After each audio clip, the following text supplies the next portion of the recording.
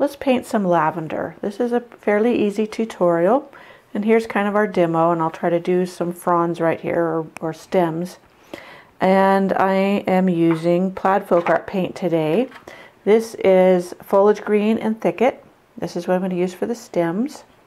Now, lavender leaves and stems are usually more of a gray green, and I tried it with those colors and it just didn't work for me. So I'm going to go ahead and use my favorite two greens to use together, and I'm going to start at the base, and I'm going to just drag up some stems, and I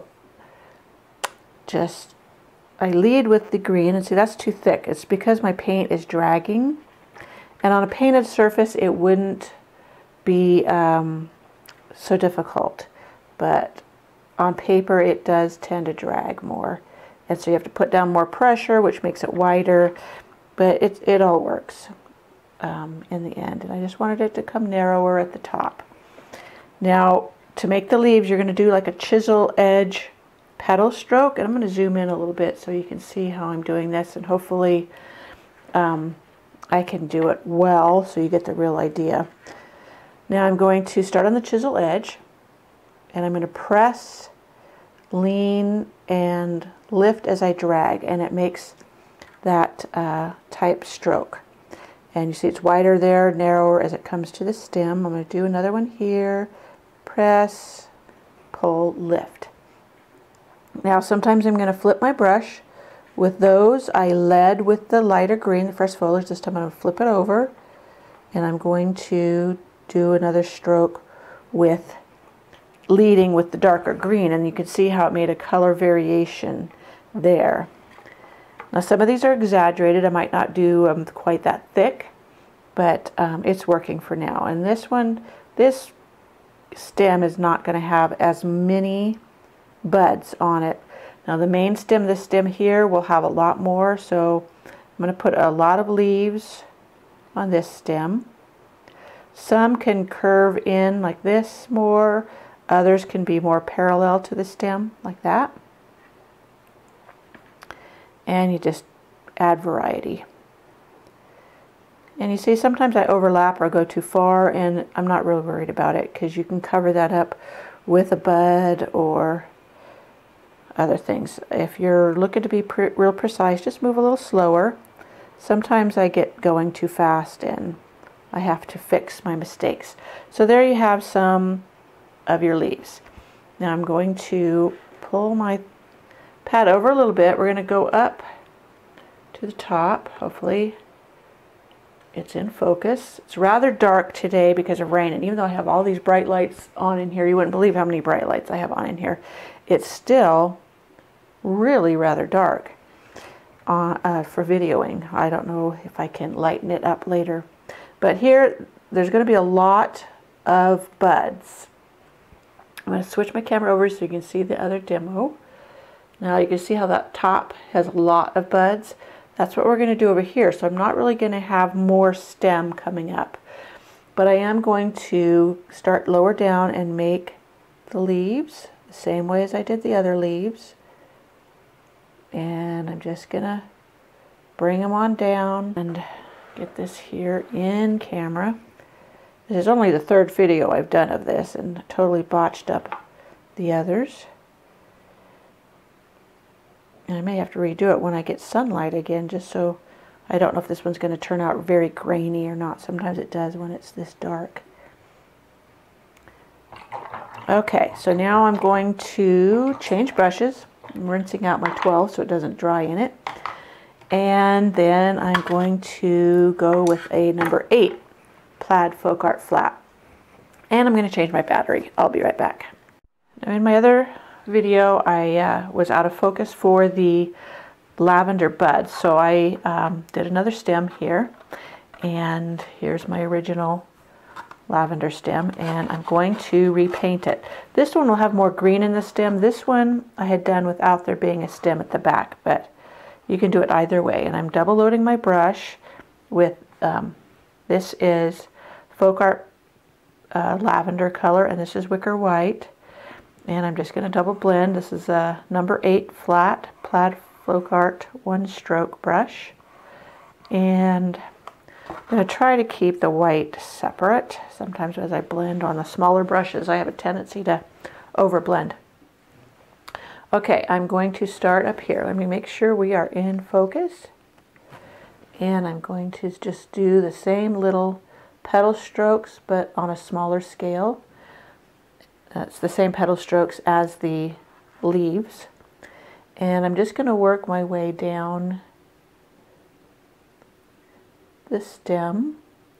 And I flip my brush to alternate the color.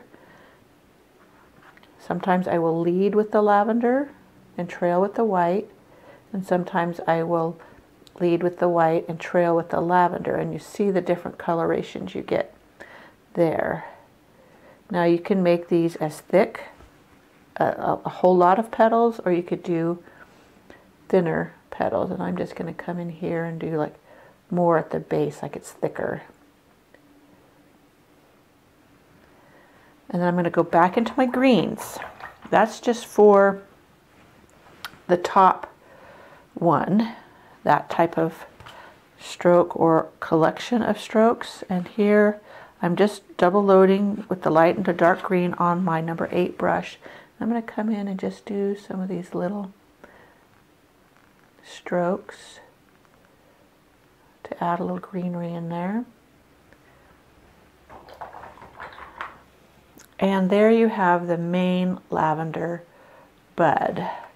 And if I come down, let me move my camera, and I'll move it in a little bit. I don't have all the leaves on here, but I would add buds in case it doesn't show in the other video. Can't remember what part took and what didn't. I would add little lavender buds in there, and that one, to me, was too white. I'm going to go back over it with more lavender, and I like how that one turned out. Now, like on this example here, this one here, I went and did buds all along down the stems next to some of the leaves. And that is how you paint lavender. I can't tell if it's focusing. It's so kind of grainy and dark. But so I'm adding the little buds, and I'm flipping the brush here and there, so the color variation again. See, that one's darker on top, that one's lighter. It's exactly what we want. Whenever I go out of the camera, well, I guess I'm not going out of the camera, am I? And I'm kind of getting low on here. I keep managing, this is my third take on this video, to somehow get out of the camera view. So I'm trying to be cognizant of that this time around. Alright, I'm still adding buds. Now if you go over the leaf, don't worry about it. You can come back in when you do the green on here. You can kind of layer it in, and what I mean by layer it in is go over it with a little green leaf, and that lays the buds to the backgrounds like they're behind a leaf or part of it. Part of the stem. And you see I picked up a little bit of green and it worked into my white and purple, and that's okay. So that one has plenty, and I didn't have leaves on the main stem down here, but that's okay. I can add more later if I want, or I can just leave it that way. Not all of them have to have leaves all the way down. I'm rinsing my brush, and I'm going back into my green. Going back into my green. Hopefully this is my smaller brush. You remember the stem was made with a number 12. And this is a number 8 flat brush. And I'm just going to tuck in these fronds with some, or the little buds with some leaf looking thing. And then I'm going to make the calyx on the base, which is kind of just some little chisel strokes all coming in towards the main stem.